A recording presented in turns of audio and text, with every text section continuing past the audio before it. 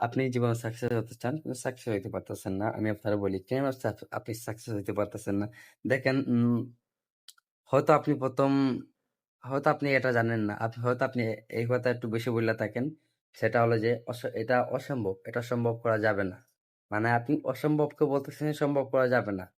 যারা জীবন সাকসেস হয় বা যারা জীবন সাকসেসের রাস্তায় চলতেছে, তারা একটা কথা তাদের মুখে পাবেন যে অসম্ভবকে সম্ভব করা আমার কাজ। ওইটা আমি সম্ভব করা পারি বা না পারি, আমি একাই এটা চেষ্টা করব। আমি একা চেষ্টা করবো, টিম হোক, বন্ধু-বান্ধব যেই হোক ভাই, চেষ্টা একাই করবে সে।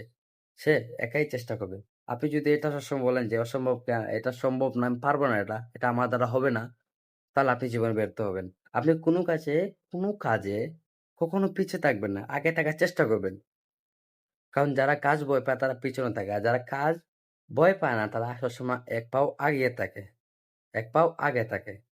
তো সবসময় চেষ্টা করবেন অসম্ভবকে সম্ভব করার। কখনো এটা বলবেন না যে এটা অসম্ভব, আমার পক্ষে সম্ভব না এই কাজটা করা।